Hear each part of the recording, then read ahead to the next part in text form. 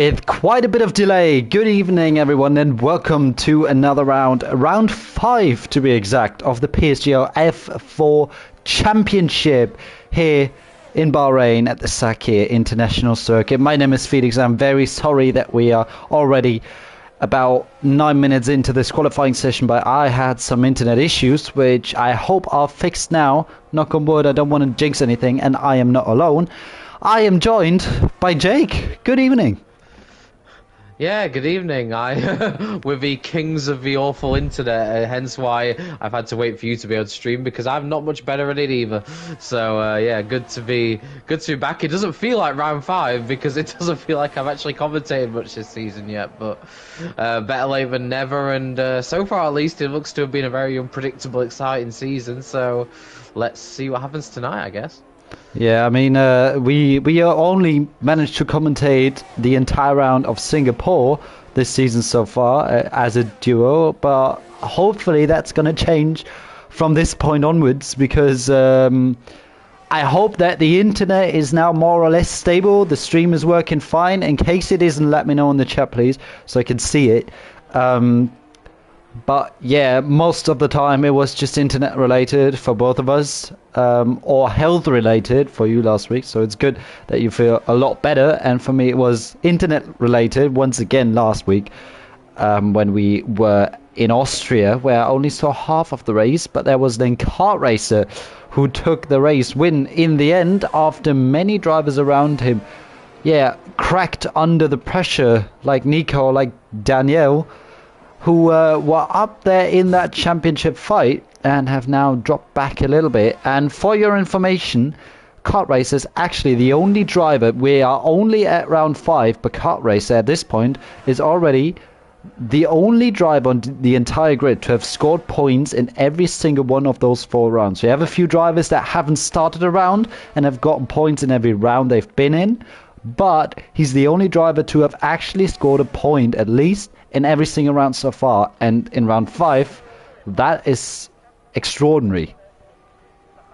Yeah, it's it kind of shows how close and unpredictable this league's been and how difficult it is to maintain consistency and score points in every round. Like you say, we've had 4 different winners as well. We've had, I'd say, about 7 or 8 different drivers stand on the podium, and we've still got a championship that you can split about half the field by the most minimum amount of points. So really, really close, and you really couldn't call anything at this stage of the season, which for most of it is a very good thing, I think, because you don't want to get to round 5 and already look like we already know who's going to win the championship. Yeah, it looks pretty unpredictable. I mean, especially with the mistakes I've seen at the Red Bull Ring, where it's usually not that often that you see so many drivers spin around, because it is a very easy track to drive, but difficult to master, obviously.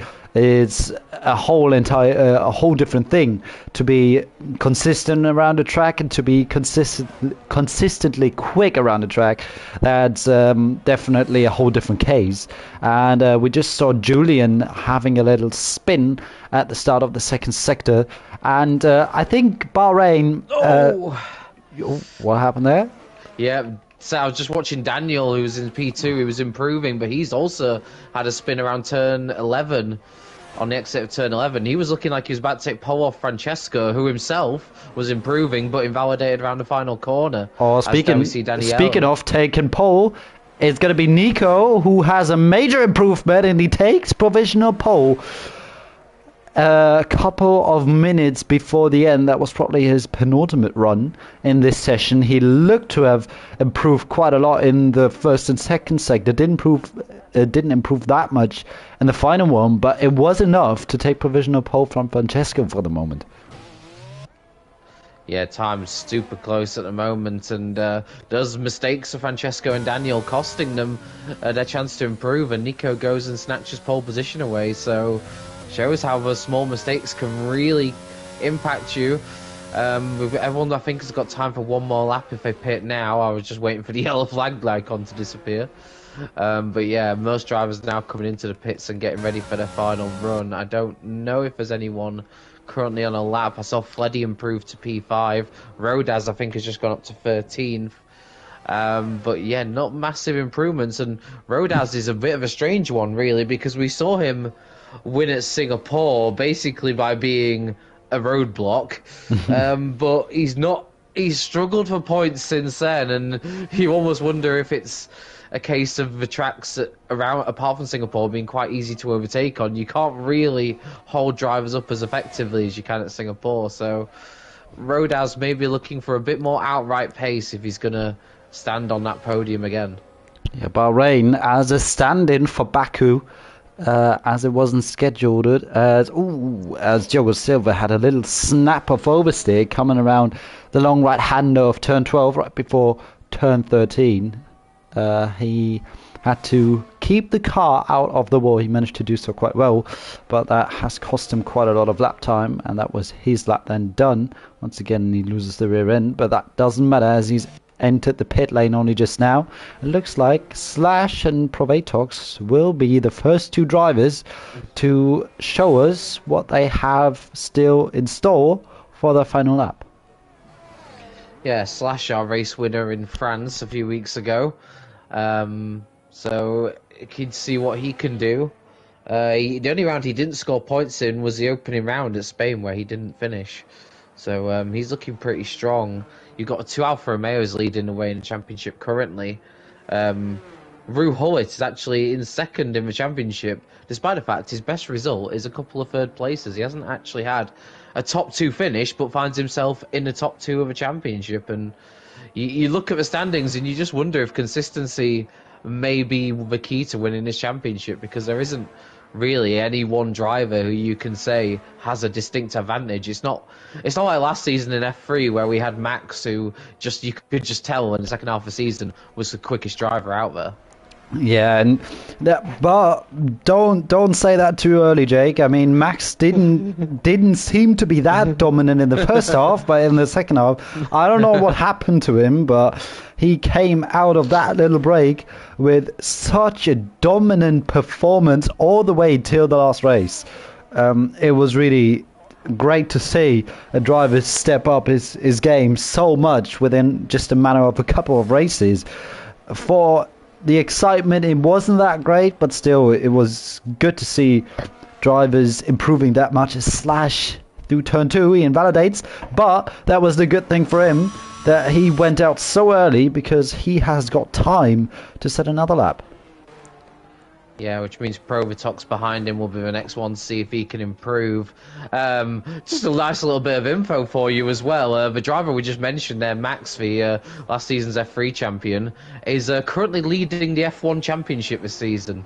So how's that for an improvement? Yeah, it's like I said, it's great to see drivers stepping up their game so much just through commitment. I don't think he just turns up to a race weekend and just says, all right, I'll see what I can do.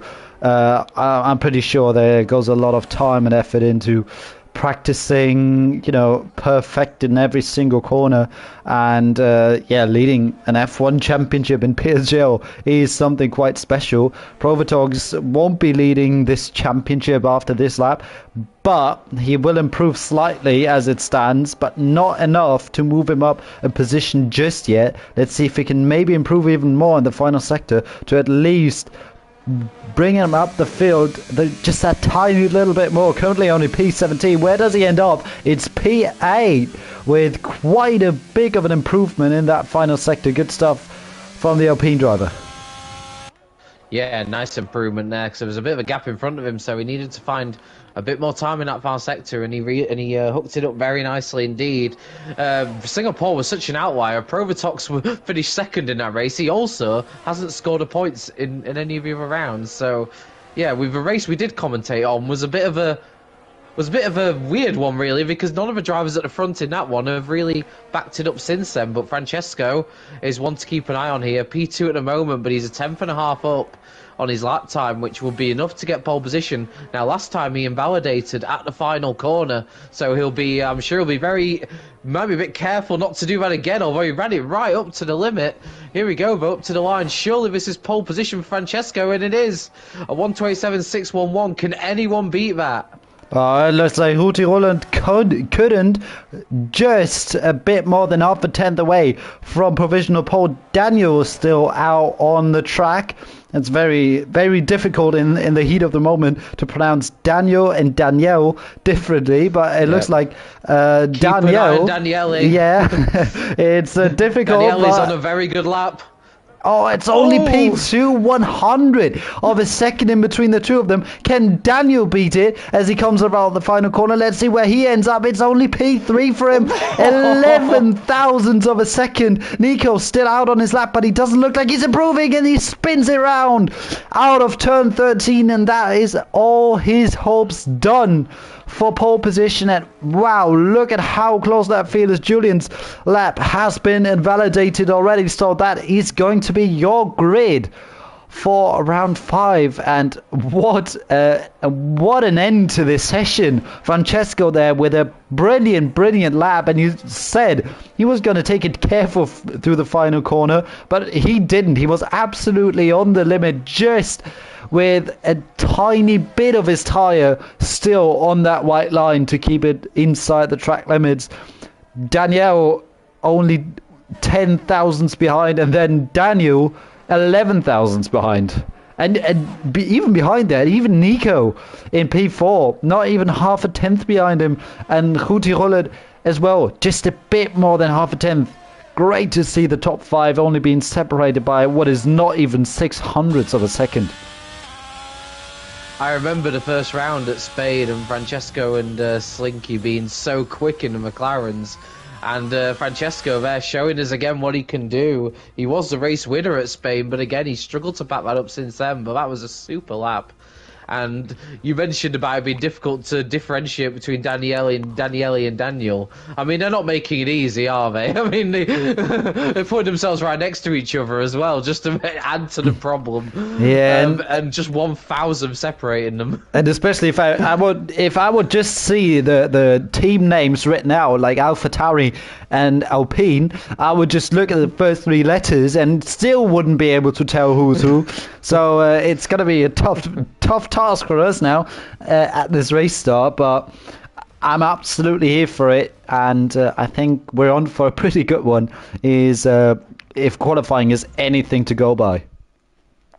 Yep, our championship leader, kart racer, only managed P8 in qualifying. He was only a couple of tenths off, but that's the fine margins. You're a couple of tenths off pole, and you can sometimes be outside the top 10 entirely. So, yeah, he's got a bit of work to do in the race, but he's been scoring. So I suspect we'll see some sensible driving from him, because it doesn't suggest consistency at scoring.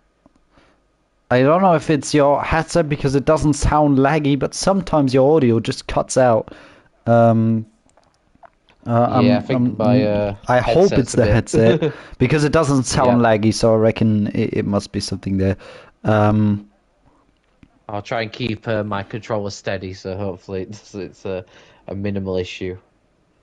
Michael, I don't know if Logan is commentating tonight. At least he's not doing F4. I can tell you that.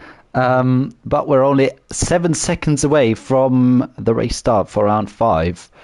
And with that close quali result, we're in for hopefully a very close and exciting race as the lights are coming on for round 5 here in Bahrain. And we are underway. It seems to be a solid start from Francesco in P1, but Danielle is already right alongside him. And a little wobble from Francesco, who can't get the traction quite down. And it looks like Danielle has taken the lead into turn 1. It looks like the Ferrari of Nico has also gone through. Francesco is already down to P4. Great stuff from Danielle. And Nico as well, who's trying to get past Daniel now in the AlphaTauri into turn 4. They're side-by-side inside line for Nico, and he gets past the AlphaTauri driver. Great stuff, but not quite. Daniel's trying to fight back, but can't quite hold it. Slinky up to P5 against Kart Racer. Kart Racer also with a pretty good start up to P6, and it looks like everything was more or less clean.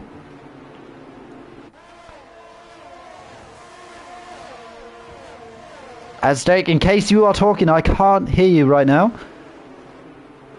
as everyone is switching around positions. It's really difficult to keep track. It looks like they're going 4 wide out of turn 10 there, as I'm trying to figure out why Jake is not talking, and we've got a side-by-side moment in between Rodas and Probatox, who's going right around the outside. Great move there by the Alpine driver through turn 12. He makes the move stick, and the Williams. Oh, does he? No, he goes wide into turn 13. He's now got the outside line, and it's going to be difficult to hold that position. Gets pushed out wide by Rodas, and it's once again down to P11 from Probatox, and now his teammate Diogo Silva's put under pressure from Lolovera, and behind that Lucas is already waiting for a chance for a next move. Right, can you hear me? I can hear you now, yes.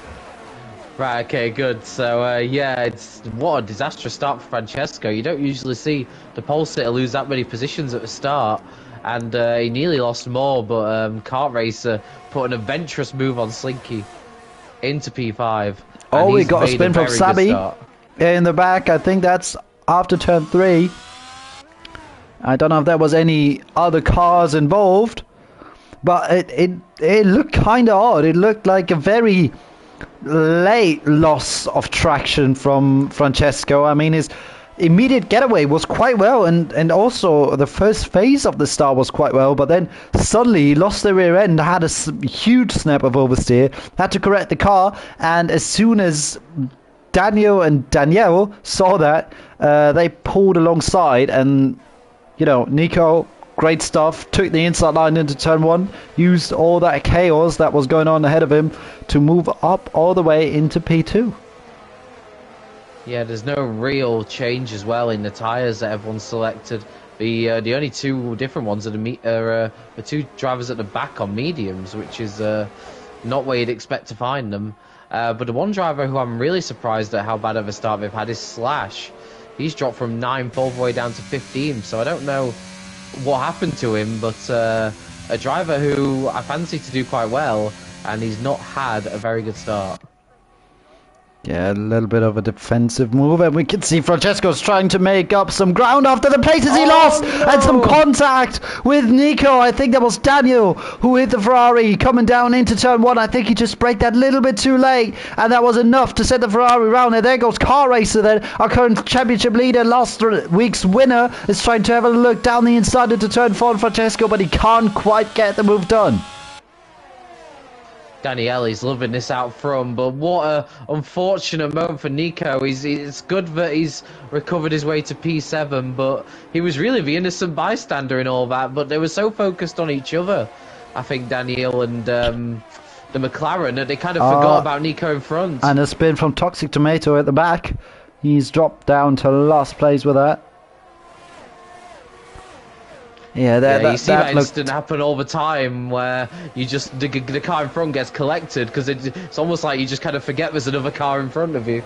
Yeah, and it's just unfortunate for Nico. I mean, he's had such a great start, to this race, and then through no fault of his own, he loses 5 positions within one corner by being spun round because of the 2 drivers behind him fighting for position.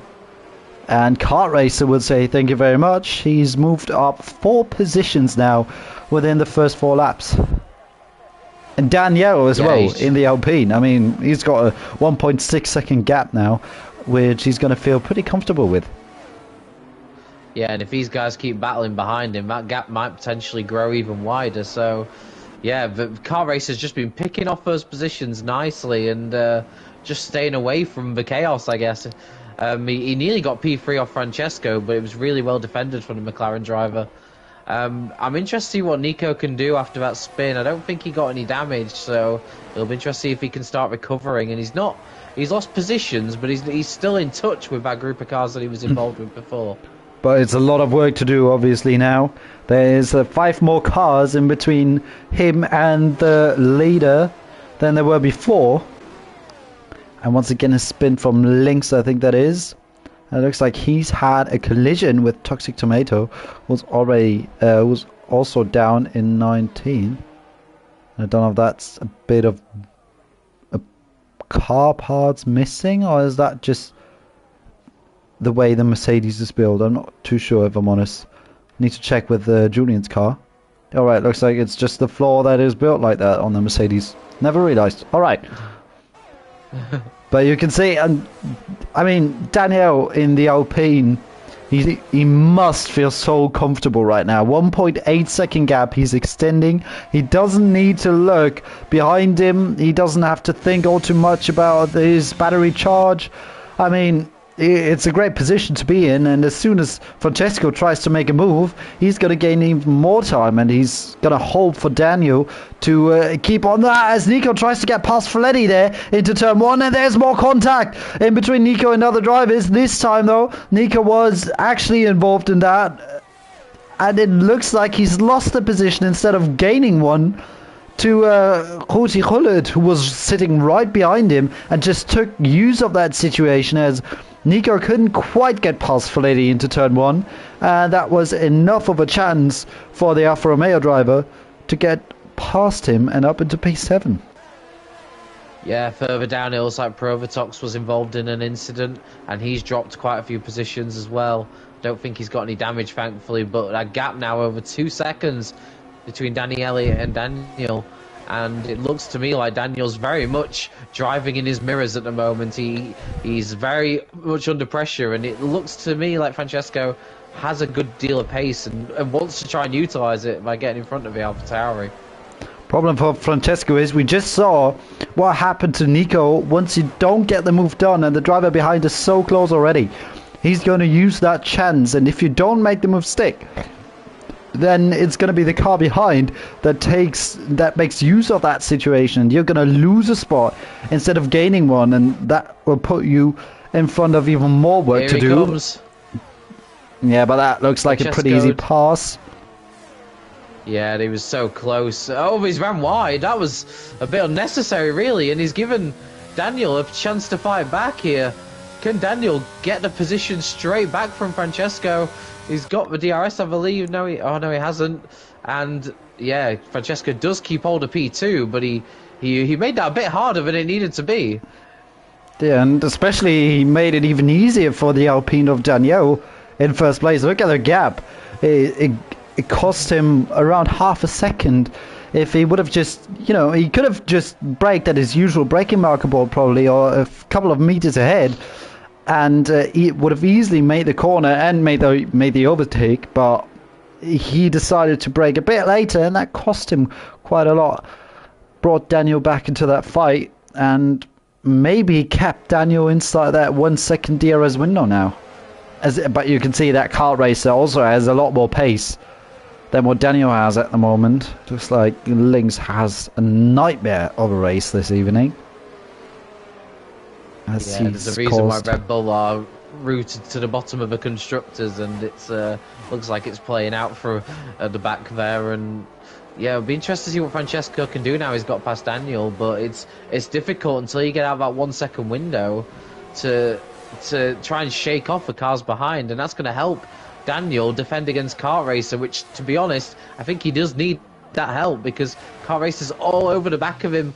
Daniel closed up to Francesco in the braking zone, and yeah, if anything, it's a good defense mechanism for Daniel as much as it is an attack one. Yeah, I saw someone asking in the chat for the DRS deployment, so here you go. We can see that Daniel has got around 40%, a bit more than Francesco has actually, and Kart Racer behind is really saving his DRS. But look at Slinky, he's also right within that group, and he's got nearly 90% of battery charge left. That's way more than anyone else in that train. And I just want to see how much Daniel has got in the lead. Yeah, around 60%. I mean, he must be so happy with the way this race is going so far. His only fear at the moment is probably either himself or the safety car. Yeah, but we'll never know. When you're in this position, you just thinking, please no safety car. Every time you see a yellow flag, your heart probably stops for a minute because you just think, oh no, here we go.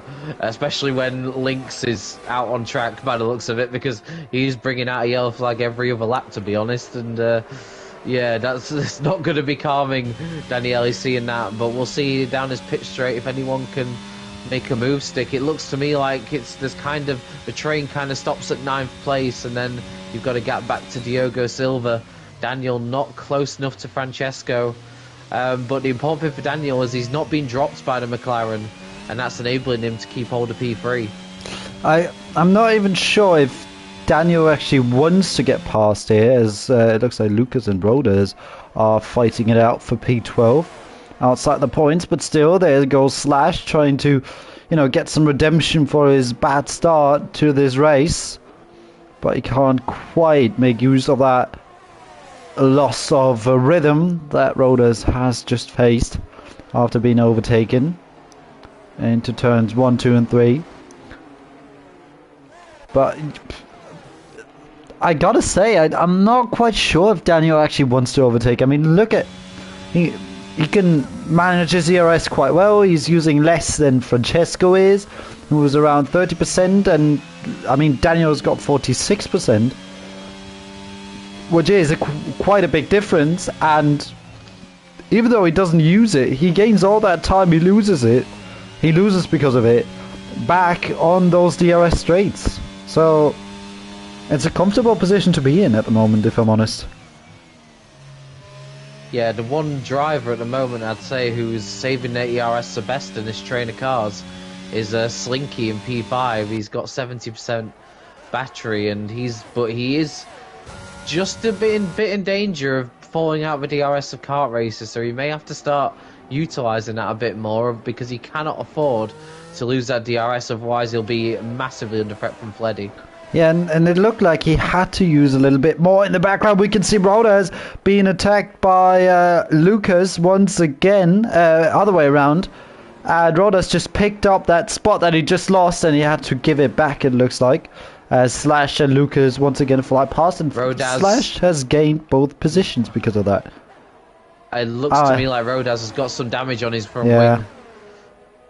So it must have been some contact there that's cost Rodaz, but he's going to have to pit with that, and he'll now be praying for a safety car to try and bring him back into this race. Yeah, what I was about to say, that Slinky had to use it a little bit more. Just a couple of laps ago he had around 90% of battery charge left. Now it's only 70%.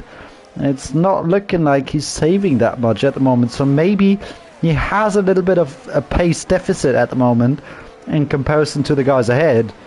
But that battery charge that he saved in the early laps, in the opening laps, might hold him within that 1 second window, which he desperately needs. No, absolutely. He's going to have to...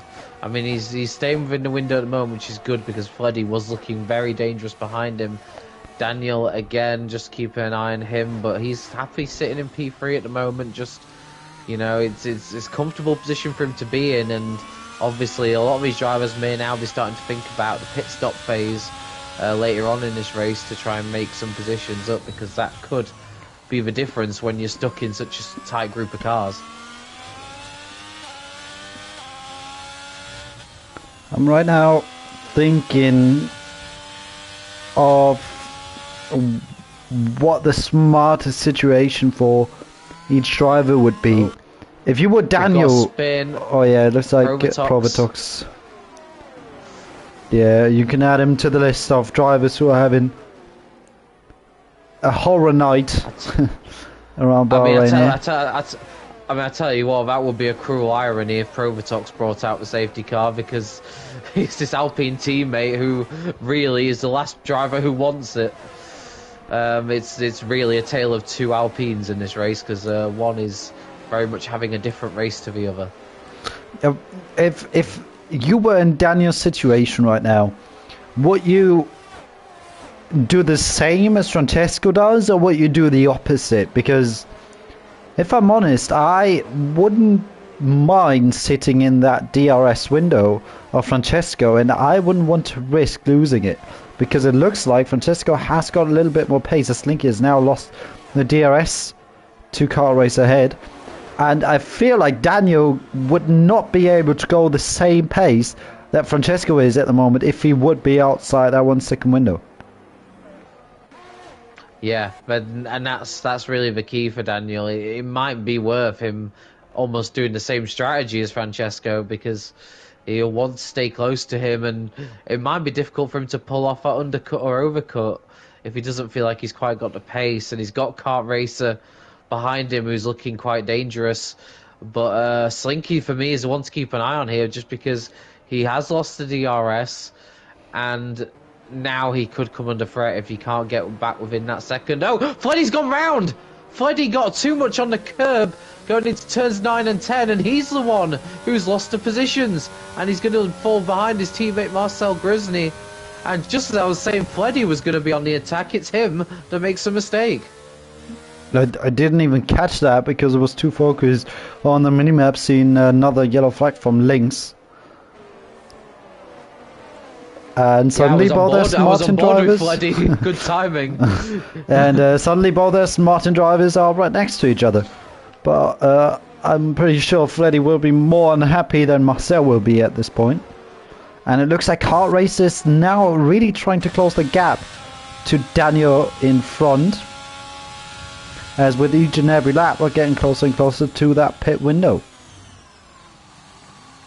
Yeah, and the tyre wear's not an issue at the moment on these hard tyres as the fuel burns off. The drivers are going quicker and quicker, and now Rooty Hullet has the fastest lap of the race, and he's the one now behind Slinky.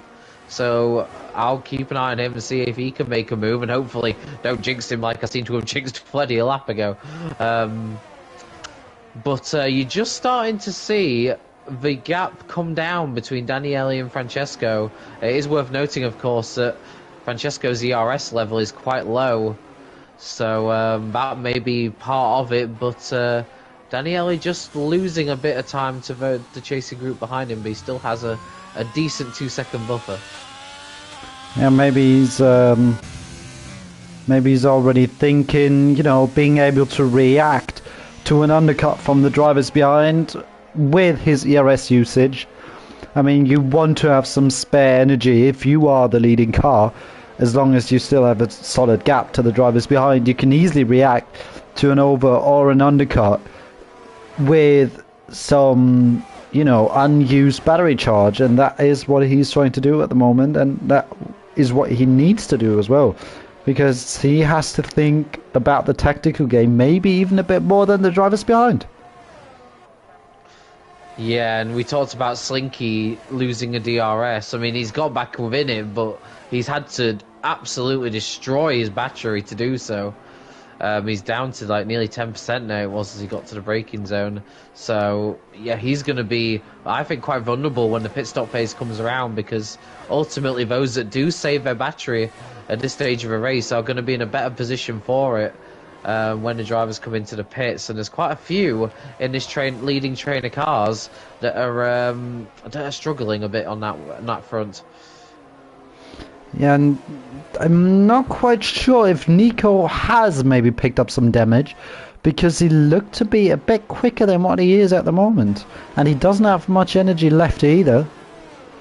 I mean, maybe he's saving all what he's got for the second stint, but I mean, surely he would want to, you know, make up that ground that he lost due to that spin that he had after that contact in between him and Daniel.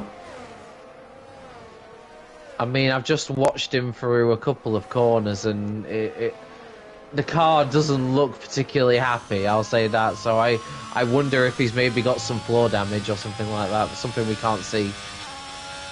It might be, because the front wing looks intact.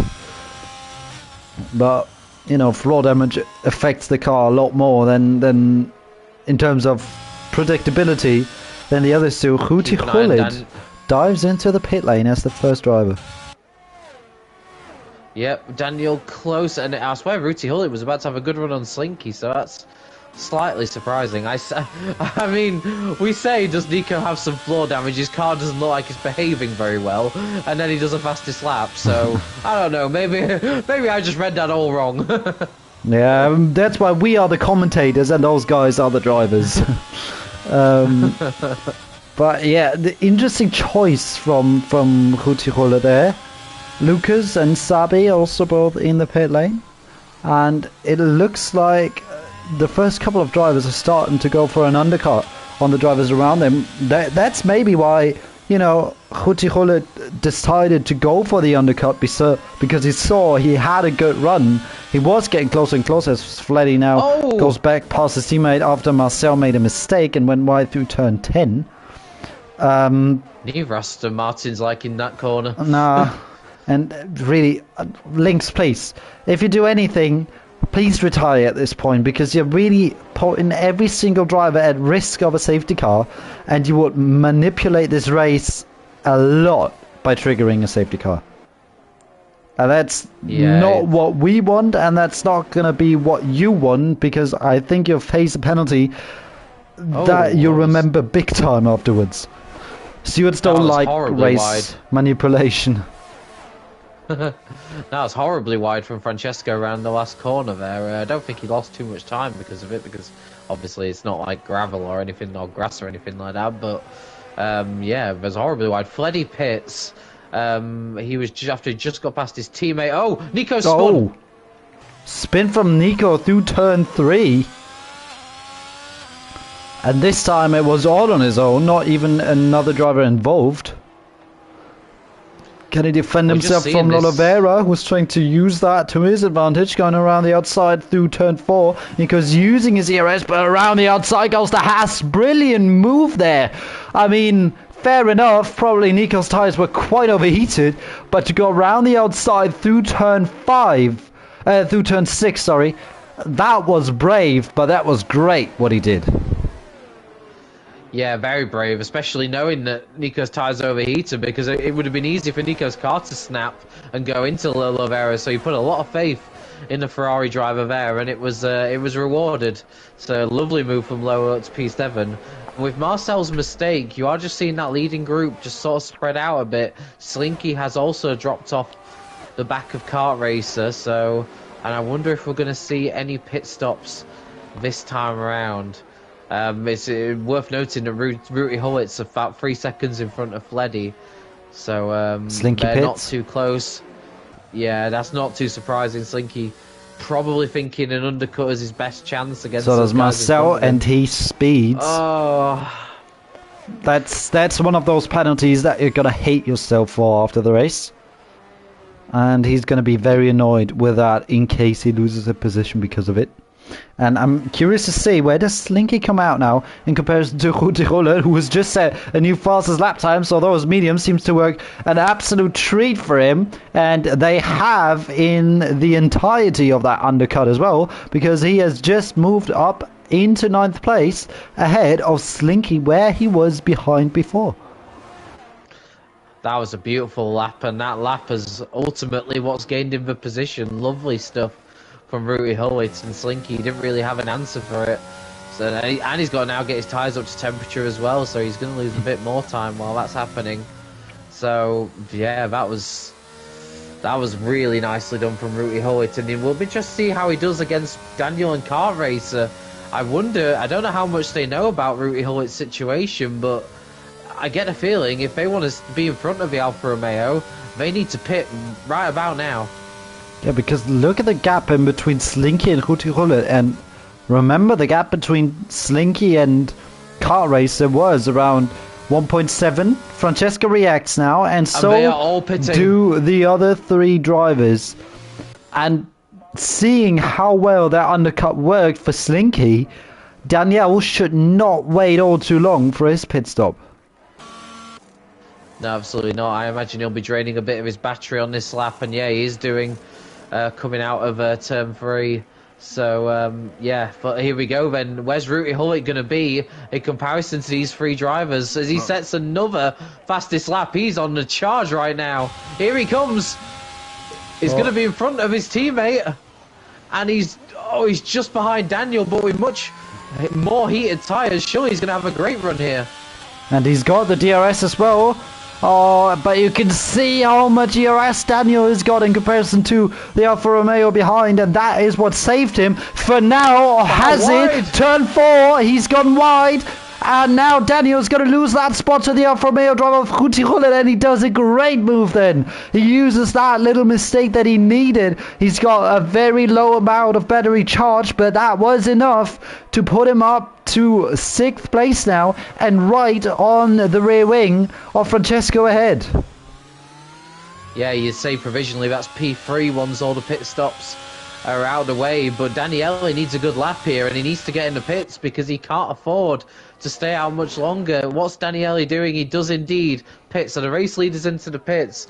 I think he should keep his race lead, but by how much is the question. Yeah, you know what? His teammate is giving a lot of slipstream to Francesco and DRS. That's not what his teammate wants.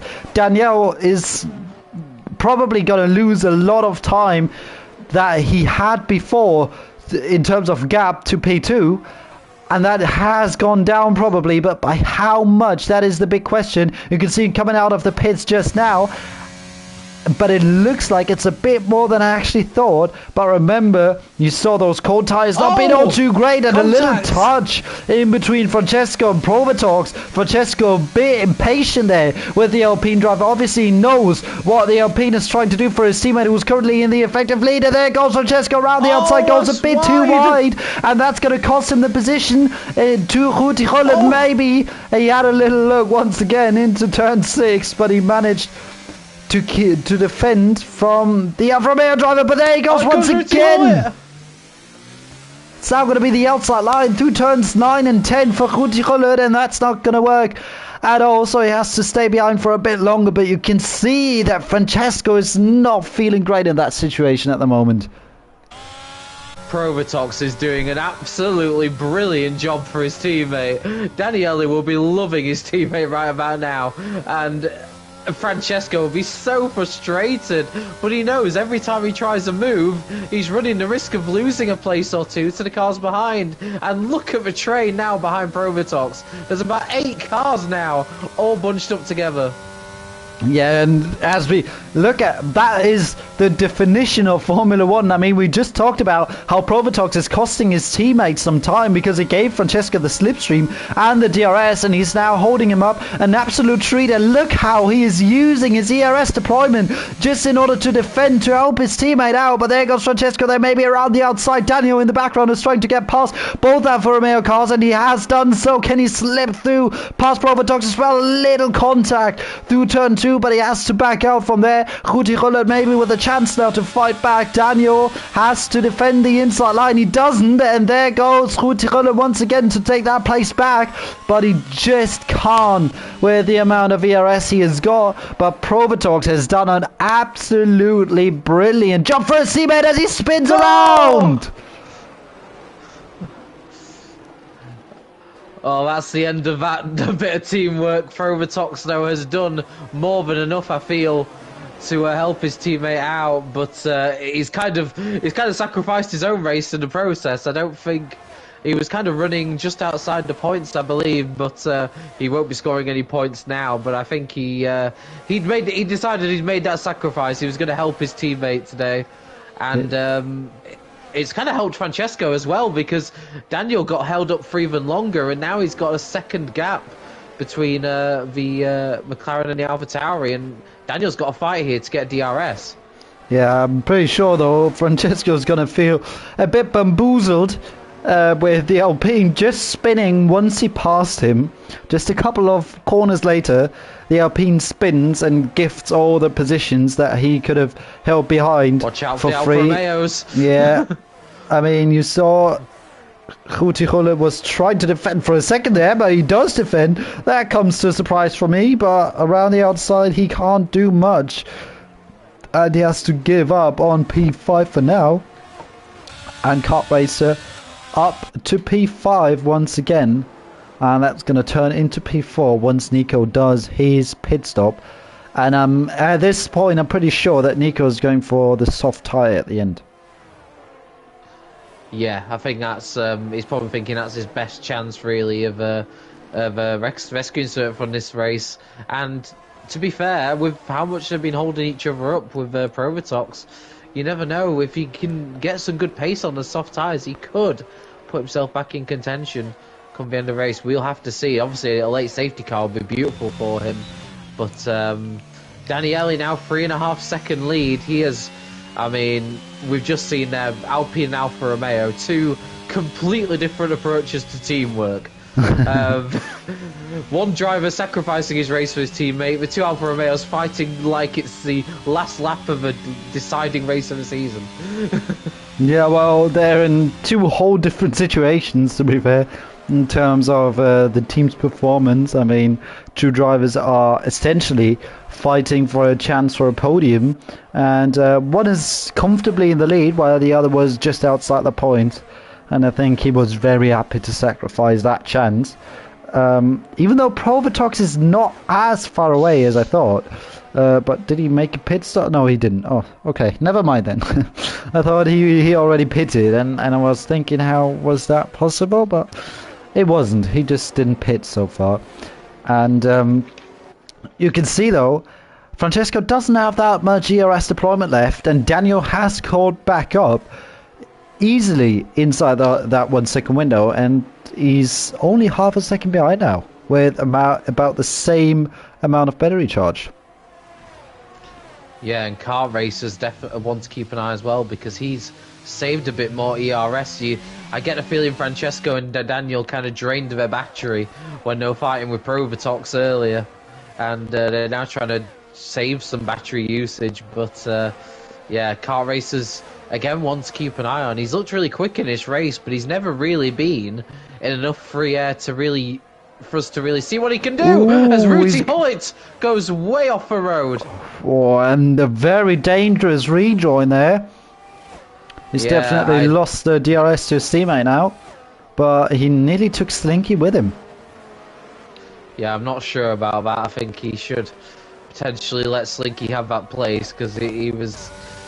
You've got to be so careful when you rejoin when something like that happens, and Slinky had to, I think, take a bit of emergency action. Slinky won't care though. He won't wait for the stewards or Ruti Hullet to give him the place. He's going to slide it down the inside into turn 1, and they're going to continue to go side by side through turns 2 and 3. He's determined to get that move done. They're both, well, they've barely got any battery between them. He's going to have the inside line to turn 4. Can he make the move stick? Ruti Hullet is not thinking he needs to give up that place at all. And they're going to continue to fight. And in the end, Ruti Hullet holds on to the position. I don't think Slinky will be all too happy about that, if I'm honest. Well, I think he will love that fight that he just had, because it was clean and fair. All the room needed was given as well. But... maybe he believes that was supposed to be his spot with the rejoin from Ruti Hullet there, but it looks like the Alfa Romeo driver is struggling quite a bit to stay on the track at the moment. And yeah, Slinky is sat right behind him now, and obviously that has put him under a bit of more pressure from Fleddy behind as well, who has to make up for his mistake that he made a couple of laps ago. A couple of laps ago is a bit too less. It was about 10-15 laps ago. But by the way, Nico is still out on track. Maybe he's still praying for that one safety car coming out. Yeah, I think soon he's going to have to abandon the idea and go on softs. But even if he goes on softs and there's a safety car afterwards, I think he'll still gain time, and obviously he'll be on much better tyres compared to those around him. But we've seen this before on this game. You have one moment and you dirty your tyres up, and it can take a few laps really to recover from that. And I get the feeling that's what's Ruti Hullet's problem at the moment, because he just hasn't found that rhythm and sweet spot again since he made that mistake, and he's really holding up Slinky now, it looks like. Yeah, maybe he is used... remember he was the first one to pit onto the mediums, and maybe that is the big difference now in terms of tyre wear. Those 2 or 3 laps difference in between the laps that were driven on the compound they're on at the moment. That might be the reason why he's struggling a little bit, or maybe his setup is not suited too much to a very light car, because obviously the more fuel the car burns, the lighter the car gets, and with now only 6 laps to go once we cross the line, there's not going to be that much fuel left in the car. No, Nico stays out for another lap, so he's still not pitting. And Daniele continues to bring that gap down, but he won't be too worried at this stage of the race. He's got a comfortable buffer behind him to Francesco, and they don't really have the ERS to close in on him, either Francesco or Daniel. They're still really struggling on that front, and you know, it wasn't just a holding up that Provatox did successfully. It was draining the battery use of those cars as well. He's really done such a good job for his teammate here, and meaning that Daniele, it's kind of his race to lose unless there's a late safety car. Yeah, that probably was the even bigger difference than the simple, you know, holding the cars back for a couple of laps. What you just mentioned, the ERS deployment that they had to use in order to get past. It's difficult to recover if you've got 3 cars right behind you within a span of 2 seconds. And it's not going to be easy for you to regain all that battery charge that you drained within that couple of laps just to overtake that one single car, which is as wide as every other car is, but it's going to feel 10 times wider than all the other cars. Yeah, definitely. It's gonna, you know, you've got to try and recover from that. Really, Francesco. I don't know really what Daniel's plan is here, because I don't think he's quite got the pace to challenge Francesco at the moment. Nico stays out again. You're spot on. He's really last chance saloon. I mean, Lynx is still in the race, so you never know. Hey, he hasn't spun for a couple of laps though. So maybe no, that's true. The danger of him triggering a safety car has gone down quite a lot. But I think he has even been lapped by by his own teammate nearly. Oh, and a bit of contact in between Slinky and Hootie there. Slinky got just that little bit too close to the rear end of that Alfa Romeo, and that has put Fleddy in a prime position right behind him. I'm starting to wonder, is it more than just tyres that he damaged when he went off Rooty Hullet? Or has he got some damage to his car? Because look at he's nearly 4 seconds behind his teammate now, and look at the train of cars behind him. You've now got the Hassers joining the group as well. Rooty Hullet's pace has just absolutely vanished. I know his tyres are a little bit older as well, but you wouldn't imagine that it'd make that much difference. So I wonder, has he got some damage to the floor of his car? It might be, but you know, we already realised that we are the best at analysing damage of cars.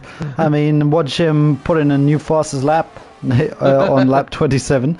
But yeah, it might be because he didn't look like he had that much of a pace deficit compared to his teammate before. But now it looks like he does, as Fleddy now gets put under pressure from his teammate, who obviously has that 5-second penalty for speeding in the pit lane, which at the moment would put him outside of the points if that penalty for, lot of error is for corner cutting, so it's only 3 seconds.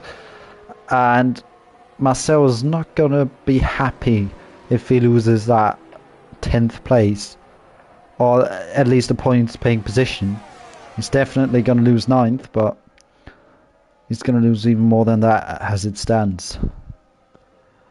I understand Nico staying out for hoping for a safety car, but I feel like he's taken it too far. The problem is now when he puts on softs, he's going to have minimal laps to try and make an impact on him, and he was looking good for a points finish, but looking at the gaps now and where I think he's going to come out, I think he's going to find it difficult to score any points now, and you can see his tyres have absolutely had it.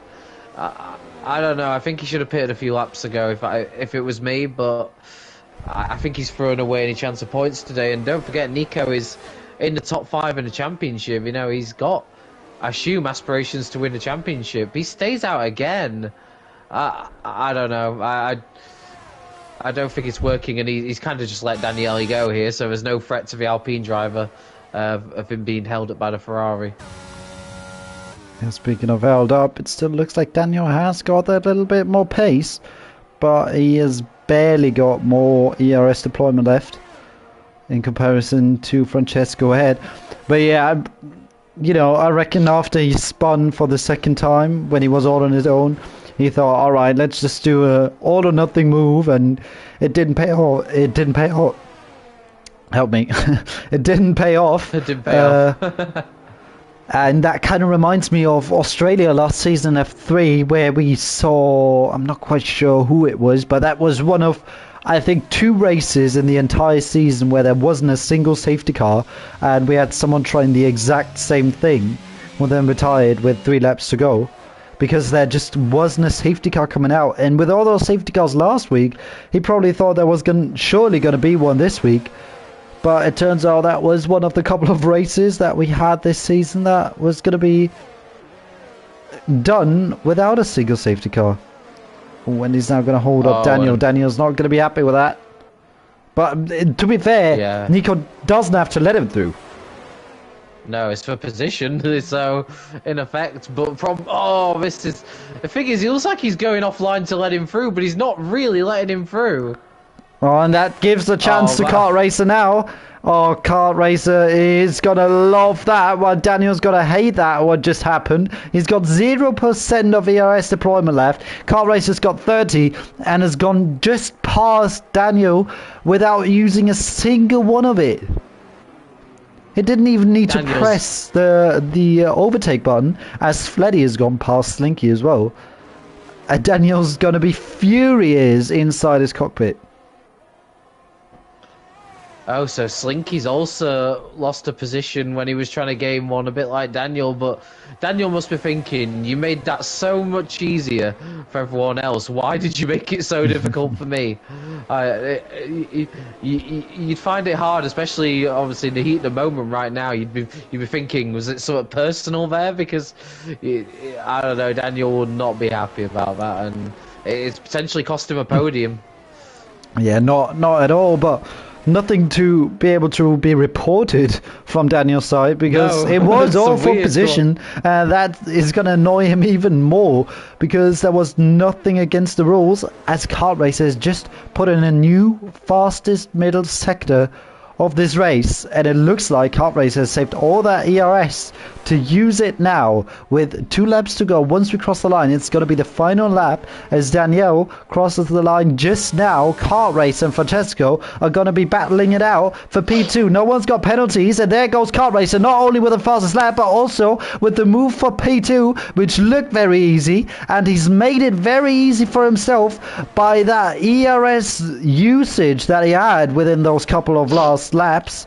That was some great tactics from him, and it looks like he's going to bring home P2. That's really well done from Kart Racer. He's gone under the radar this race, but he's never really lost any places. He's just been steadily gaining them as the race has gone on, and timed that beautifully, saving his battery. As he just had that little snap of oversteer where he was scared for a second through turn 6 there, but he managed to keep the car under control. And we don't see that all too often, that drivers really manage to time that ERS deployment to perfection, but Kart Racer did. And that's what makes a big difference in between the drivers. We saw many drivers already throughout the seasons on this game that drivers were managing their ERS for a move on the last lap or on the penultimate lap, and they left it out too late and couldn't make the move, and all that battery deployment save tactic was gone and all for nothing. But Kart Racer managed to do it, and what Danielle managed to do was a dominant performance, and he wins in Bahrain with a comfortable 3-second gap out of Kart Racer, who takes home a brilliant P2 after starting down, and P8 Francesco takes home 3rd, and Daniel is going to be furious inside that cockpit in P4. Hutijola takes P5 ahead of Fleddy, Slinky and Slash. Julian picks up P9 on penalties. Lolovera, even though with his 3-second time penalty, he manages to stay within that 10th place and within that top 10 points scoring position, while Marcel drops out of it. Well, Kart Racer on one hand will be thanking Nico for holding up Daniel and presenting him with the opportunity to get P3. On the other hand, he won't be so happy with him because he's just taken away his fastest lap point. Oh, did he? I didn't even realise. Nico. I noticed Nico on the soft tyres and thought I'll just keep an eye on what lap time he does, and he only beat it by a tenth and a half though, which just shows how good that lap time was for kart racer given the tyre difference between them. Yeah, I mean, kart racers timed it to perfection, and you saw what kind of pace he had today, and he really used it. Even though he started all the way down in P8, he managed to pick up P2, and for me personally, clearly the driver of the day with that kind of, calm and controlling drive with a lot of ERS management and a very good timing with his moves, even though it says Julian. But usually, obviously, we tend to give driver of the day to drivers that are a bit further up the field. Yeah, no, I have to agree. I think, fair play to Daniele, but he obviously had a helping hand at the start with the others battling behind him. Obviously did a fantastic job, a great race, but Kart Racer really had to navigate his way for quite a few difficult situations, including with his own teammate after the pit stop phase. And he kept a calm head, made the right moves, and controlled his battery usage perfectly, and fully deserving of the P2 in the end, you have to say. And he needed that P2 as well, because with Daniele's win, if the result's obviously provisional, of course, but there'll just be a 3-point gap between Kart Racer and Daniele at the top of the championship, which is what we like to see. We don't want to see one driver pulling away. As impressive as it is, we want it to go down to the final race. We do. We definitely do. And did Marcel really have 2 penalties? I thought he only had 1. But it looks like he's picked up 2. 5-second turn penalty. Maybe the 5. It just says 10 probably because he didn't serve his 5-second penalty. That might be it. In case it says unserved penalty. All right, then it just shows it the wrong way. But anyways, that was a great race. Even though we didn't have a fight for the lead, that was still great to see all that battling from P2 pretty much all the way down to P10.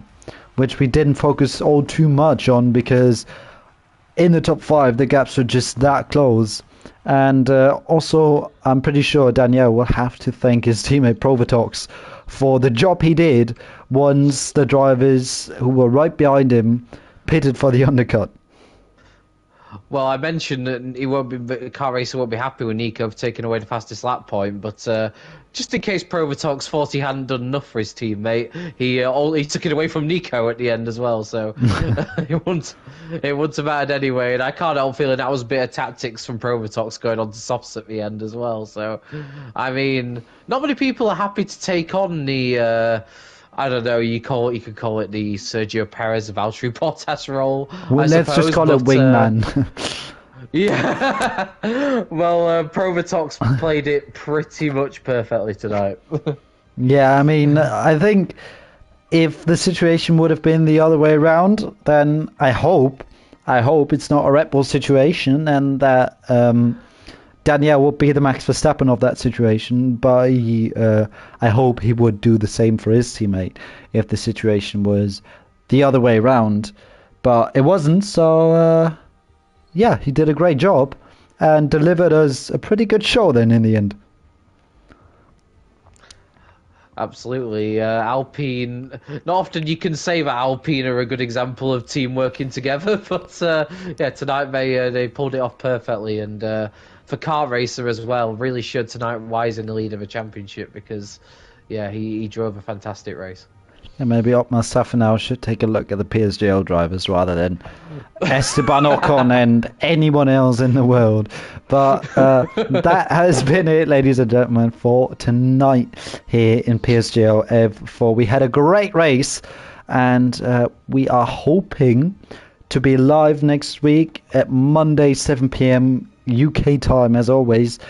Maybe that time in that race on time, if my internet decides to work within the first 5 minutes rather than the first 20 minutes, But we'll have to wait and see. And at least the stream did work, and at least the internet didn't shut off. And I hope that it's going to work like that next week as well. When we had to, I have to recheck. I just checked and forgot once again. Baku. Yeah, the replacement from today. Exactly. That makes sense actually. But yeah, anything else to add, Jake? No, except for I'm fully enjoying the races I have been able to watch this season, and yeah, I'm excited to see what next week delivers because I think there's about 12 drivers on this grid who realistically can win. Exciting times lie ahead, and that championship seems to be getting closer and closer each and every week, even though we're already at round 6 then next week, and we have a bit less than half of the season done. And I hope you guys enjoyed the stream, and I hope you will be back next week when we head to Baku. And until then, goodbye and take care.